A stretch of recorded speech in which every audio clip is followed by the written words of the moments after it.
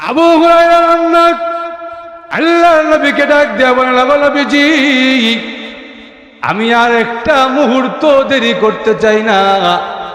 আপনাকে না বুঝে বহু কটু কথা বলেছি, বহু খারাপ ভাষা আপনার নামে ব্যবহার করেছি, কিন্তু আপনার চেহারা দেখে আমার অন্তরের মধ্যে ভূমিকম্প আরম্ভ হয়ে গেছে। এমন সুন্দর চেহারার মানুষ, এমন বুজুর্গ মানুষ কোনোদিনও খারাপ মানুষ হইতে পারে না। আমি আর একটা মুহূর্ত দেরি করতে চাই না। এই মুহূর্তে আমাকে কালিমা পড়ায়া মুসলমান বানায়া দেন। এবার চিন্তা করে দেখেন, আল্লাহর সাথে নবীজির সম্পর্ক, নবীজি বলতে দেরি হয়েছে, আল্লাহ কবুল করতে দেরি হয়েছে না। একটু জোরে বলেন না সুবহানাল্লাহ। শুধু তাই নয়, আমাদের মুসলমানদের প্রথম কেবলা ছিল বাইতুল মুকাদ্দাস।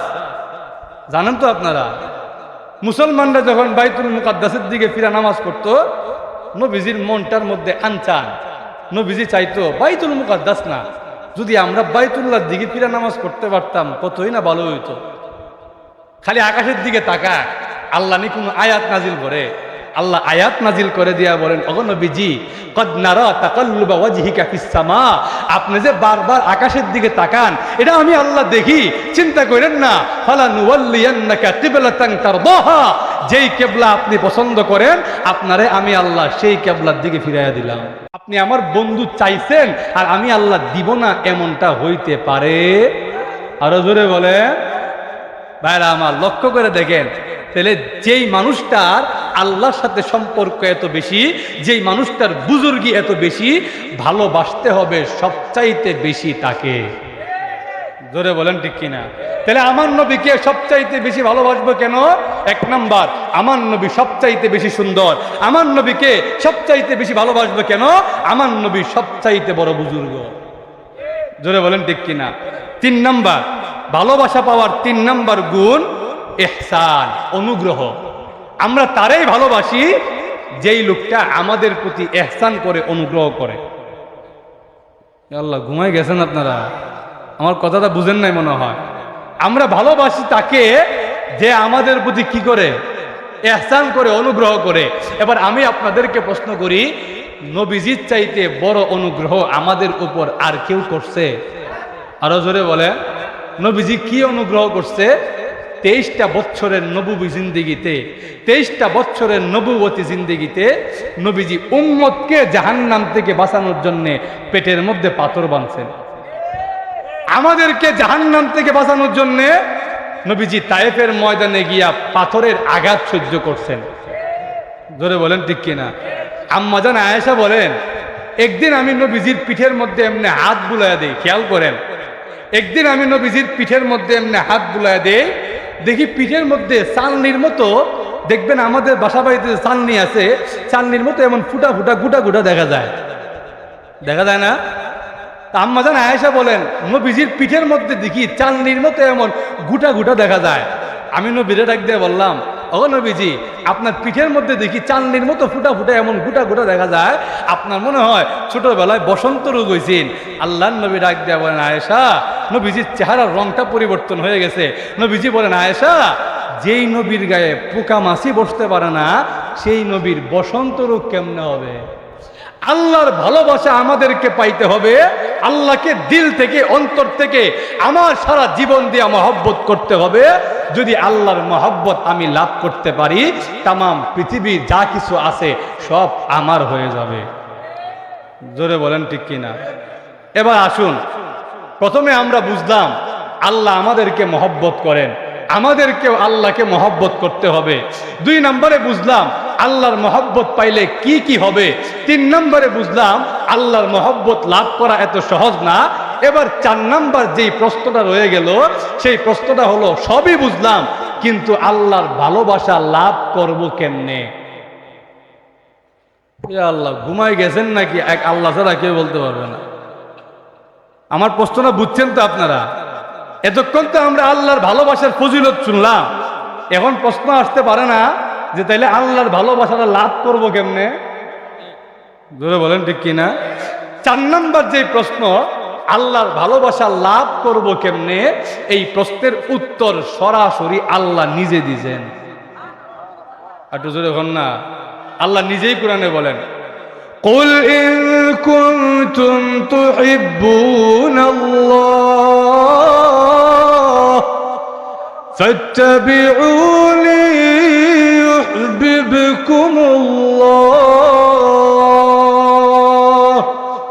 আল্লাহ রাব্বুল আলামিন বলেন, ওগো নবীজি আপনার উম্মতরে জানায়া দেন, যদি আমি আল্লাহকে তারা ভালোবাসতে চায়, আমি আল্লাহকে ভালোবাসার দাবি করে আমি আল্লাহর ভালোবাসা লাভ করতে চায়, তাহলে আমি আল্লাহর ভালোবাসা পাওয়ার একটাই সূরত, আপনি বিশ্ব নবীকে অনুকরণ করতে হবে। যদি বলেন ঠিক কিনা? বিশ্ব নবীকে অনুকরণ করা ছাড়া আল্লাহর ভালোবাসা লাভ করা যাবে তো? আরো জোরে। এবার আসেন, এবার প্রশ্ন হলো বিশ্ব নবীকে অনুসরণ করব কিভাবে? অনুসরণের অর্থ কি? তাফসীরের কিতাবের মধ্যে আনছে, ইত্তিবা, অনুসরণ যাকে করবেন, অনুসরণ করার অর্থ হলো যাকে আপনি অনুসরণ করবেন সর্বপ্রথম শর্ত হলো তাকে মহব্বত করতে হবে। জোরে বলেন ঠিক কিনা? কেউ যদি আল্লাহর নবীকে মহব্বত না করে সে কি নবীরে অনুসরণ করতে পারবে? আপনাদের কি ধারণা? আমাদের সমাজে দেখবেন কিছু মানুষ নেতার পিছে পিছে ঘুরে, দেখছেন না? এমন মানুষ নেতার পিছে পিছে ঘুরে, নেতাকে অনুসরণ করে, কিন্তু তার অনুসরণকে অনুসরণ বলা যায় না। কেন? কারণ সে নেতার পিছে পিছে ঘুরে কিন্তু নেতারে মহব্বত করে না। দেখবেন নেতার সামনে আইলে 10 হাত লম্বা সালাম, নেতা একটু আড়ালে গেলেই নেতার বাপ মা তুল্লা গালি দিতেও ইতস্তত বোধ করে না। ধরে বলেন ঠিক কিনা? এমন দেখেন না আপনারা? আমি বহুতবার দেখছি নেতার সামনে গেলে জি স্যার কইতে কইতে মুখ দিয়ে ফেনা বেরিয়ে জায়গা, আর নেতা যেই মাত্র দূরে গেছে এমনি নেতার 14 গোষ্ঠী উদ্ধার করে লেগেছে। এমন দেখছেন না? তাহলে এই অনুকরণের কোনো দাম আছে? আরো ধরে বলেন। তাহলে যাকে আমি অনুকরণ করব, 1 নম্বর শর্ত হলো তাকে আমাকে অন্তর থেকে মহব্বত করতে হবে। ধরে বলেন ঠিক কিনা? আর হাদিসের মধ্যে আল্লাহ রসুল বলেন, যদি কেউ আমাকে তার নিজের জানের চাইতেও বেশি মহব্বত না করতে পারে, তার নিজের বাপের চাইতে, নিজের সন্তানের চাইতে, তাম পৃথিবীর মানুষের চাইতেও বেশি মহব্বত না করে, সে পরিপূর্ণ ঈমানদার হইতে পারবে না। জোরে বলেন ঠিক কিনা? ওমর রাদিয়াল্লাহু তাআলা আনহু একদিন নবীজির কাছে গিয়া বলেন, ওগো নবীজি, আমার মনে হয় আমি সব কিছুর চাইতে আপনি বিশ্ব নবীকে বেশি মহব্বত করি, কিন্তু হুজুর ইল্লা নাফসি, আমার নিজের চাইতে বেশি ভালোবাসতে পারি নাই। নবীজি কয়, ওমর, লা ইউমিনু আহাদুকুম হাত্তা আকুনা আহাব্বা ইলাইহি মিন ওয়ালিদিহি ওয়া ওয়ালাদিহি ওয়ান নাসি আজমাইন। যতক্ষণ না পর্যন্ত তাম পৃথিবীর সবার চাইতেও, তোমার নিজের জানের চাইতেও আমি রসুলকে বেশি মহব্বত না করবে, তুমি পরিপূর্ণ ঈমানদার হইতে পারবে না। ওমর রাদিয়াল্লাহু তাআলা আনহু কম্পন সৃষ্টি হয়ে গেছে। নবীজির হাত মোবারক চাপ দিয়া বলেন, ওগো নবীজি, এই মুহূর্তে আমি ঘোষণা দিলাম আপনি বিশ্ব নবীকে আমার নিজের জানের চাইতেও বেশি মহব্বত করি। নবীজি বলেন, আল আন ইয়া ওমর, ওমর, এই মাত্র তুমি আল্লাহর খাতায় পরিপূর্ণ ঈমানদার হয়ে গেছো। তাহলে বলেন তো দেখি, যদি নবীকে অনুসরণ করতে হয় শর্ত কি? নবীকে মহব্বত করতে হবে। জোরে বলেন ঠিক কিনা? আর মহব্বত কেমন মহব্বত? তাম পৃথিবীর সকল মানুষ, এমনকি নিজের জানের চাইতেও বেশি মহব্বত নবীজিকে করতে হবে। জোরে বলেন ঠিক কিনা? এখন আমি আপনাদেরকে আরেকটা প্রশ্ন করি, অসুবিধা হইতেছে আপনাদের? এখন আমি আপনাদেরকে আরেকটা প্রশ্ন করি, নবীজিকে সবচাইতে বেশি মহব্বত কেন করতে হবে? আমার কথা বুঝেন তো আপনারা? নবীজি বলছে না যে সবচাইতে বেশি মহব্বত আমারে করতে হবে, নইলে তুমি ঈমানদার হবে না।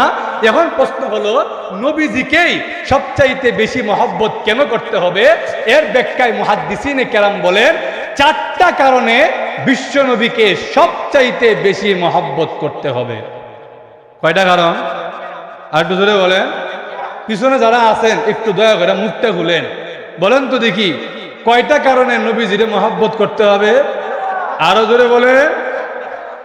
এই চারটা বলেই আমার আলোচনা শেষ করে ফেলবো ইনশাআল্লাহ। এক নাম্বার, যাকে আমি মহব্বত করব, যাকে আমি ভালোবাসবো, তার মধ্যে এক নাম্বার যেই গুণ, যেই কোয়ালিটি থাকতে হবে, সেটা হলো জামাল। ওই ব্যক্তিকে সুন্দর হইতে হবে। বলেন ঠিক কিনা? আমাদের সমাজে অসুন্দর মানুষকে কেউ দাম দিতে চায় না। বলেন ঠিক কিনা? আমাদের সমাজে চামড়ার কালার দেখে একজন মানুষ আরেকজনকে মহব্বত করে। দেখবেন শুধু চামড়ার কালার না, অনেক মানুষ আছে চামড়ার কালার সুন্দর না, কিন্তু দেখতে পরিপাটি, দেখতে সুন্দর, তারা দূর থেকে দেখলেই আলাদা করা যায় এই মানুষটাও সুন্দরের ভিতরে পড়ে। জোরে বলেন ঠিক কিনা?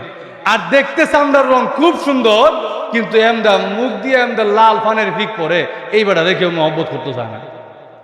জোরে বলেন ঠিক কিনা? তাহলে সুন্দরের কথা হলো দেখতেও সুন্দর, তাকে দেখলেই চোখে শান্তি লাগে, তারে দেখলেই দিলের মধ্যে যে আগুন জ্বলছে এই আগুন নিভে যায়। এটা হলো সুন্দরের সংজ্ঞা। এবার বলেন তো দেখি, আমার নবীর চাইতে বেশি সুন্দর কেউ ছিল তো? আরো জোরে বলেন। কেউ বর্তমানে আছে তো? কিয়ামতের আগ পর্যন্ত কেউ আসবে তো? আপনার সন্দেহ আছে নবীজির চাইতে বেশি সুন্দর কেউ আসবে? তাহলে এবার বলেন নবীজি সাল্লাল্লাহু আলাইহি ওয়াসাল্লাম কেমন সুন্দর ছিলেন। এক সাহাবী, অসুবিধা হইতেছে আপনাদের, এক সাহাবী নবীজির কাছে আসছে, আইসা বলে, ওগো নবীজি, আমার তো মনটা মানে না, আপনারে যদি একটু না দেখি আমার দিলের মধ্যে, কলবের মধ্যে আগুন জ্বলা উঠে। একটু জোরে হন না সুবহানাল্লাহ। ওই সাহাবী আল্লাহ নবীকে ডাক দেয়া বলে, ওগো নবীজি, আপনার কথা যখন স্মরণ হয়ে যায়, আমি যদি বাড়িতেও থাকি দৌড় দিয়ে আবার আপনার দরবারে চলে আসি। আপনার চেহারা মুবারক দেখার সাথে সাথে আমার অন্তরের আগুন নিভে যায়, কিন্তু আমার অন্তরের মধ্যে একটা ভয় তৈরি হয়েছে, ভয়।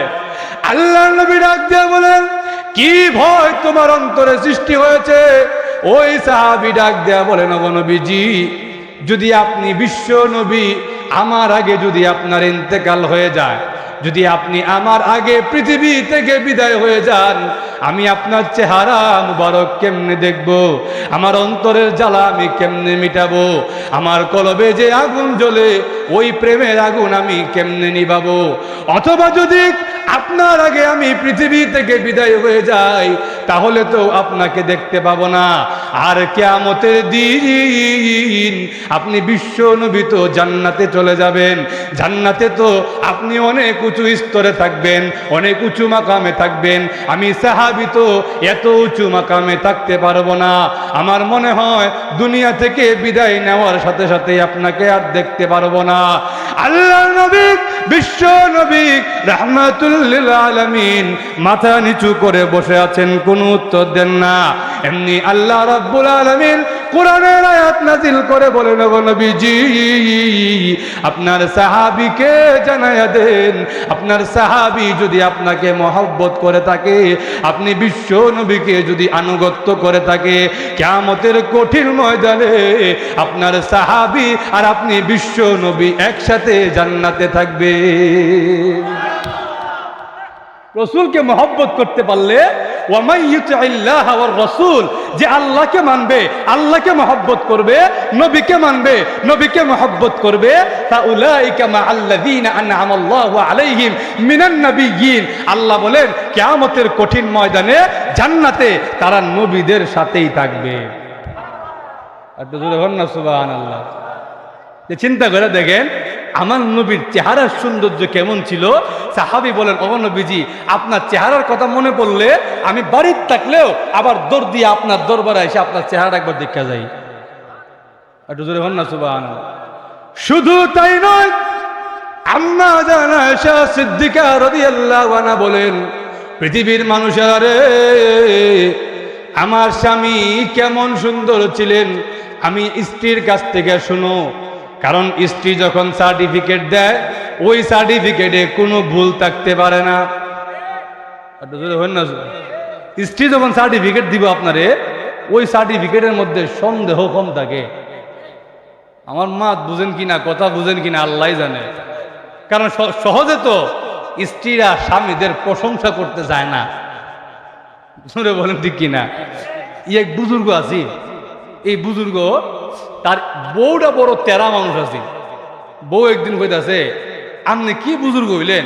পাশের বাড়ির বুজুর্গ দেখছেননি, বেটা আকাশ দিয়া উড়া উড়া এক এলাকার থেকে আরেক এলাকা যায়।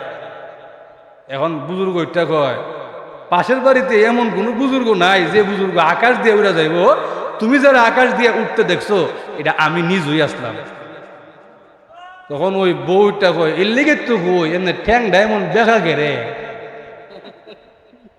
একটু আগে বড় বুজুর্গ আছেন, তখন যেই মাত্র নিজের জামাই হয়ে গেছে গা, এখন আর প্রশংসা করতে রাজি না। এখন কয় এর লেগে তো কই বুজুর্গ আকাশে উড়ে ঠিক কই, তাও ঠ্যাংটা দেখি দেখা।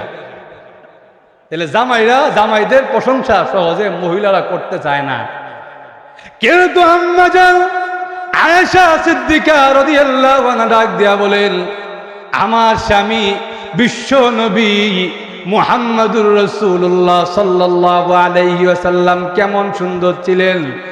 আমার স্বামী বিশ্ব নবী যখন এশারের নামাজের পরে ঘরে আসতেন, আমার মনে হতো আকাশে সূর্য বুঝি এখনো অস্ত যায় নাই, নতুন করে আমি আয়েশার হুজরায় নতুন করে আকাশের সূর্য উদিত হয়েছে। আম্মা জান আয়েশা সিদ্দিকা রাদিয়াল্লাহু তাআলা আনহা কবিতা বলেন, লানা শামসুন ওয়ালিল আফাকি শামসুন, লানা শামসুন ওয়ালিল আফাকি শামসুন ওয়া শামসি আফদালু মিন শামসিস সামা ফাইন্নাশ শামসা তাতলুউ বাদাল ফাজরি ওয়া শামসি তাতলুউ বাদাল ইশা। আম্মা জান আয়েশা বলেন, পৃথিবীর মানুষেরা আকাশে একটা সূর্য আছে আর আমাদের একটা সূর্য আছে। আমাদের সূর্য হলো আমাদের স্বামী বিশ্ব নবী মুহাম্মদুর রাসূলুল্লাহ সাল্লাল্লাহু আলাইহি ওয়াসাল্লাম। আমাদের স্বামী, আমাদের সূর্য আকাশের সূর্যের চাইতে কোটি কোটি গুণ বেশি উত্তম। কেন উত্তম জানুনি? আকাশের সূর্য ফজরের নামাজের পরে উদিত হয়, আর আমাদের ব্যক্তিগত সূর্য আমাদের স্বামী এশারের নামাজের পরে উদিত হয়। এবার চিন্তা করে দেখে আল্লাহর নবীর চেহারা কেমন সুন্দর ছিলেন। একটু জোরে বলুন না সুবহানাল্লাহ।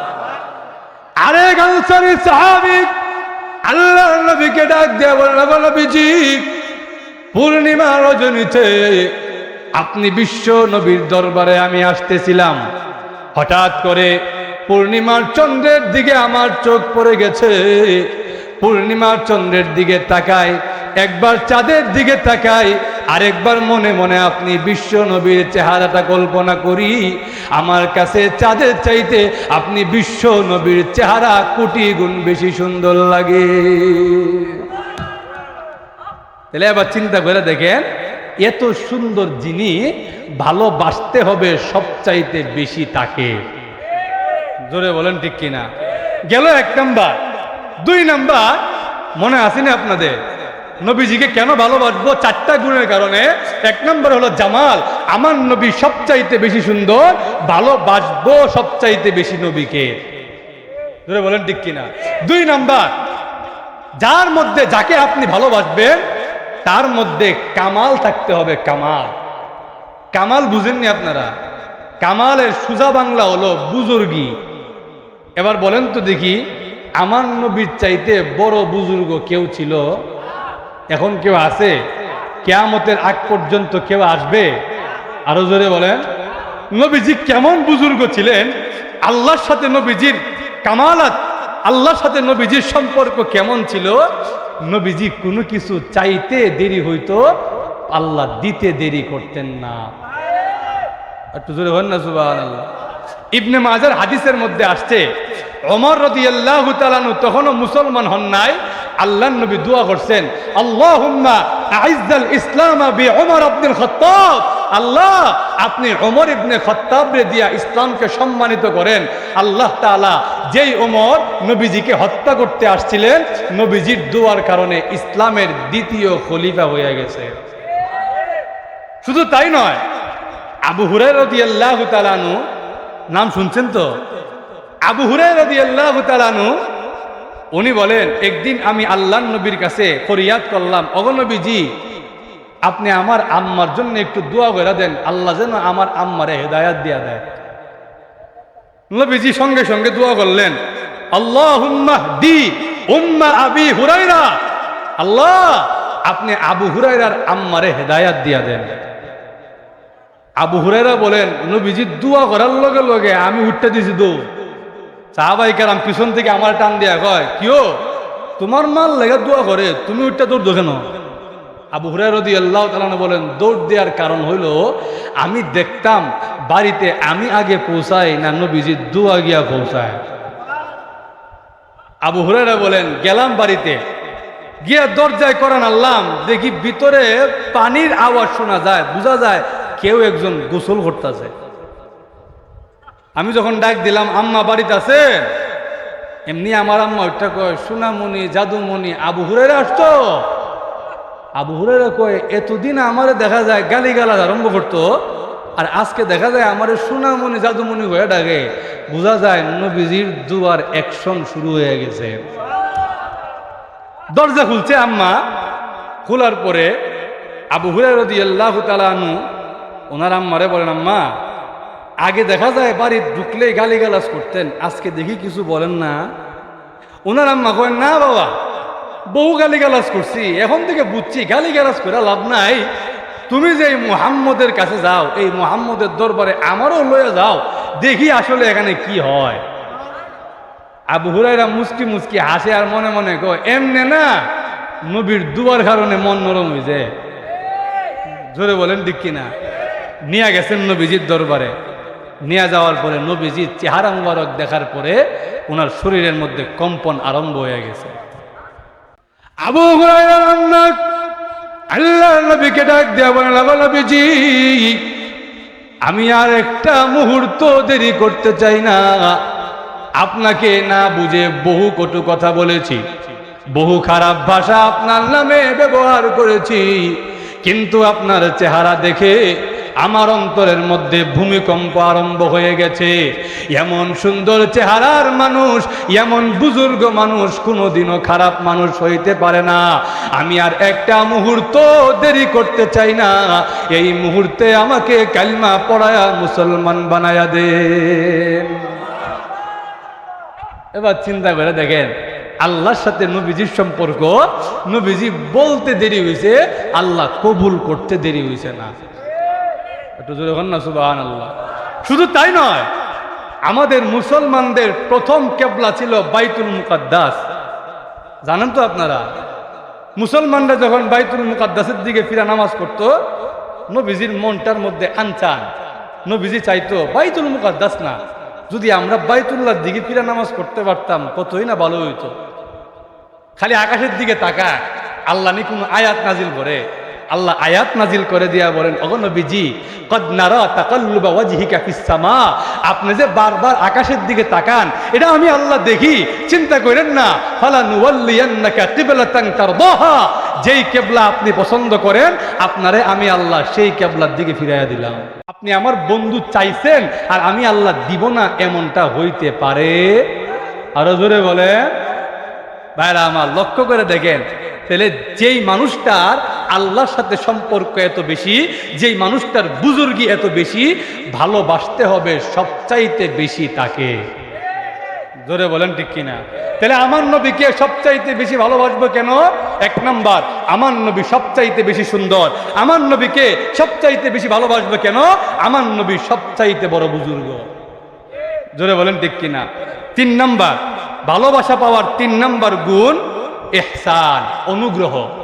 আমরা তারাই ভালোবাসি যেই লোকটা আমাদের প্রতি ইহসান করে, অনুগ্রহ করে। আল্লাহ, ঘুমাই গেছেন আপনারা? আমার কথাটা বুঝেন নাই মনে হয়। আমরা ভালোবাসি তাকে যে আমাদের প্রতি কি করে?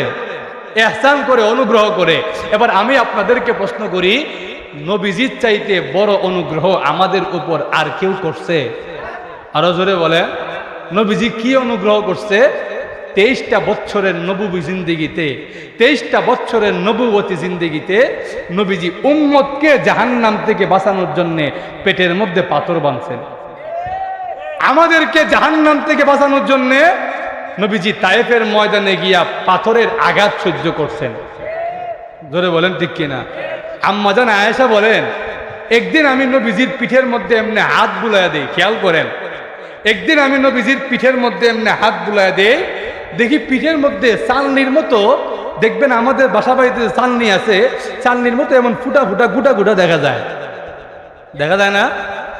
আম্মা জান আয়েশা বলেন, নবীজির পিঠের মধ্যে দেখি চালনির মতো এমন গুটা গুটা দেখা যায়। আমি নবীরে ডাক দিয়ে বললাম, ও নবীজি, আপনার পিঠের মধ্যে দেখি চালনির মতো ফুটা ফুটা এমন গুটা গুটা দেখা যায়, আপনার মনে হয় ছোটবেলায় বসন্ত রোগ হয়েছেন।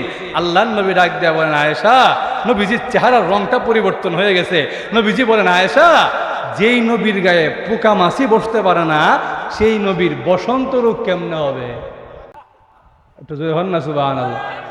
আম্মা জান ডাক দিয়া বলেন, ইয়া রাসূলুল্লাহ, ইয়া হাবিবাল্লাহ, ওগো নবীজি, যদি বসন্ত রোগ না হয়ে থাকে তবে আপনার পিঠের মধ্যে এমন চালনির মতো দেখা যায় কেন?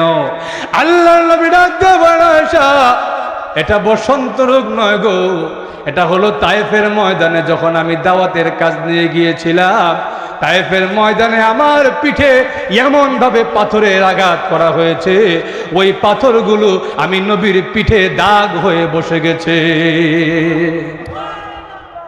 আমি নবীর পিঠের মধ্যে এমন ভাবে আঘাত করছে, এগুলা চালনির মতো দাগ হয়ে বসে গেছে, কোনো বসন্ত রোগ না। তাহলে এবার চিন্তা করেন, উম্মতকে জাহান্নাম থেকে বাঁচানোর জন্যে, উম্মত যেন জাহান্নামে না যায়, উম্মতের অন্তরে কালিমার দাওয়াত দিয়ে দেওয়ার জন্যে যেই নবী এত কষ্ট করলেন, যেই নবী এত বড় অনুগ্রহ করলেন, সবচাইতে বেশি ভালোবাসতে হবে সেই নবীকে। জোরে বলেন ঠিক কিনা? এটা তো দুনিয়াতে এহসান করছে, কিয়ামতের দিনও নবীর সুপারিশ ছাড়া আগ বাড়ার সুযোগ নাই। জোরে বলেন ঠিক কিনা? কিয়ামতের দিন বাপের কাছে যাইবেন, বাপের কাছে গিয়ে যদি বলেন, আব্বা, জাহান্নামের যে অবস্থা, তাকাদু তামাইয়াজু মিনাল গাইজ, এমন জোরে চিৎকার করতেছে, এমন তর্জন গর্জন আরম্ভ করছে, মনে হয় এখনই ক্রোধে ফেটে যাবে। আব্বা গো, একটা নেকি দেন না, একটা নেকি দিলে আমি জাহান্নামবাসী হই না।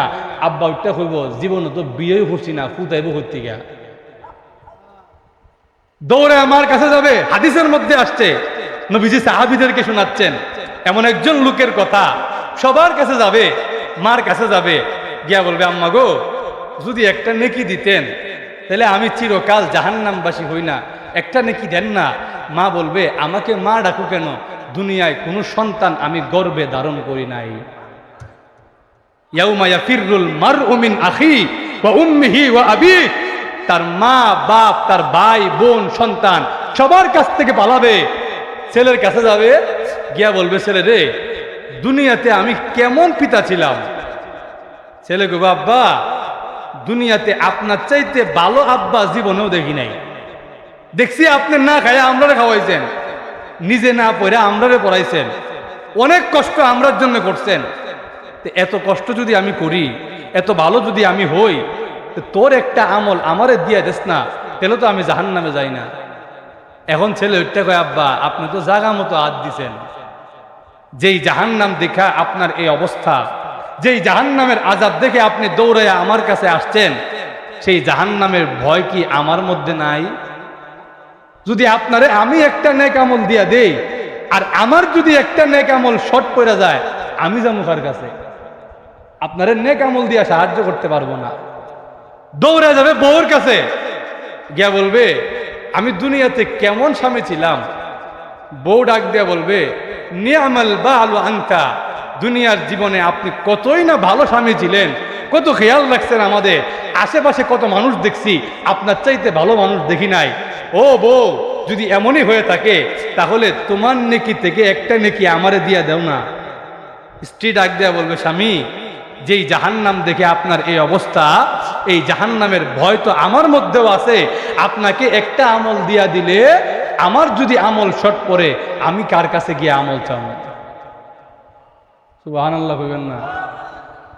তাহলে কিয়ামতের দিন আপনাকে কেউ পরিচয় দিবে না, পরিচয় দিলেও কেউ নেক আমল দিয়া, একটা নেকি দিয়ে আপনাকে সাহায্য করবে না।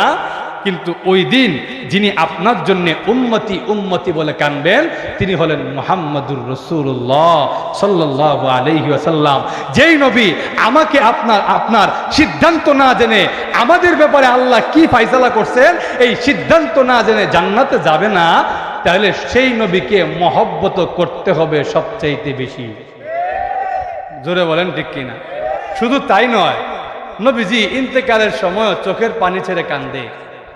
জিবরাইল ডাক দিয়ে বলেন, ওগো নবীজি, চোখের পানি ছেড়ে কান্দার দরকারটা কি?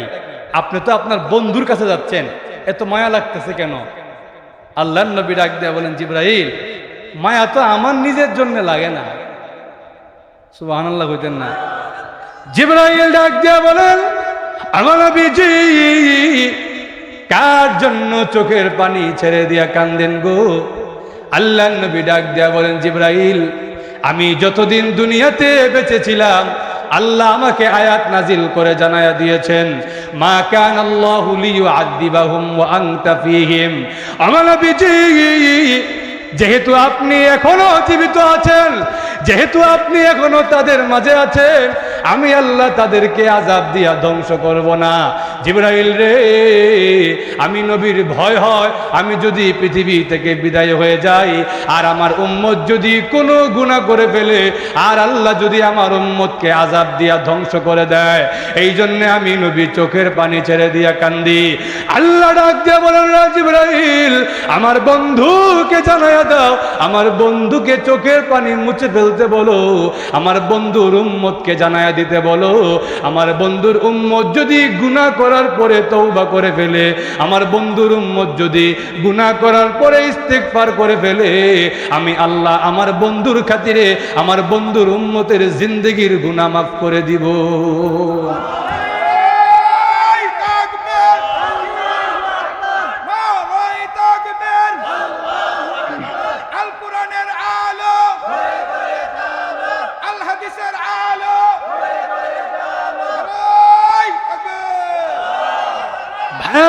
লক্ষ্য করে দেখুন, যেই বিষয়টা বুঝাইতে চায় আল্লাহ নবী, বিশ্ব নবী রাহমাতুল লিল আলামিন, ওনার নবুয়তের 23টি বছরের জিন্দেগি খরচ করেছেন আমরা যেন জাহান্নামে না যাই, উম্মত যেন জাহান্নামে না যায়।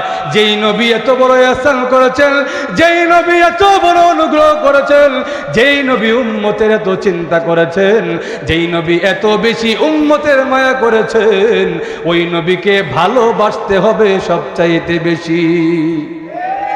জোরে বলেন ঠিক কিনা? গেল 3 নাম্বার।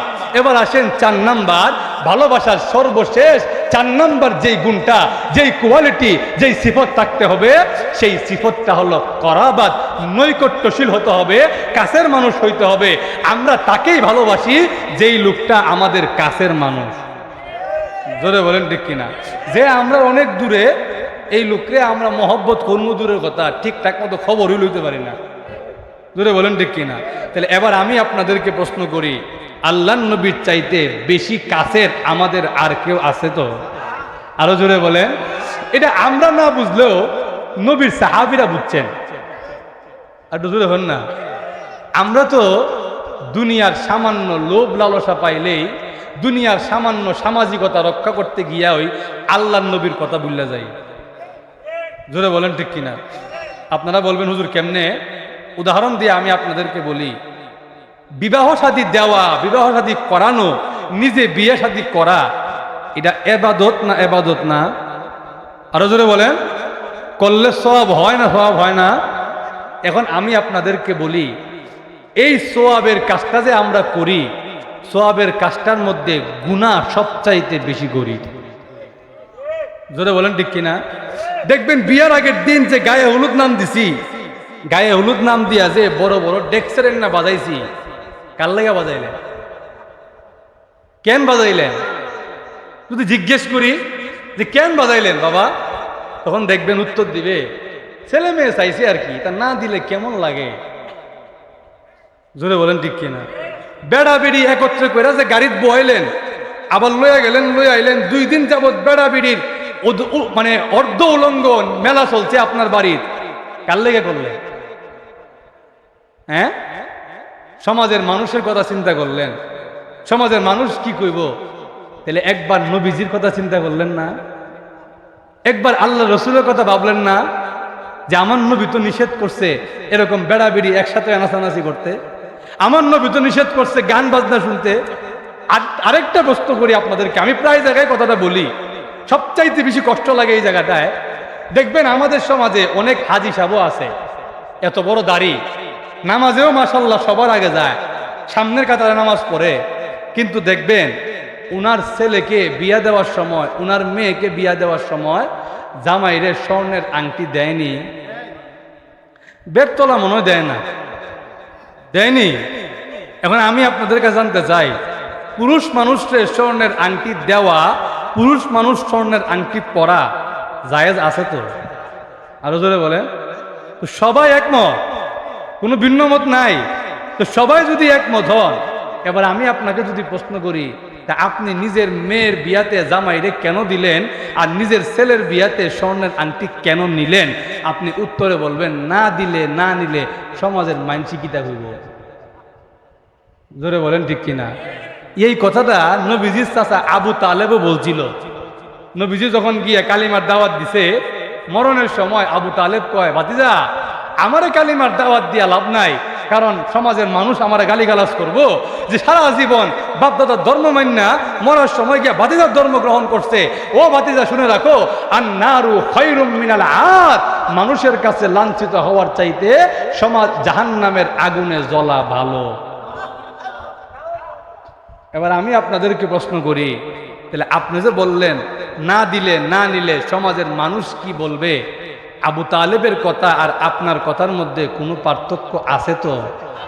আরো জোরে বলেন।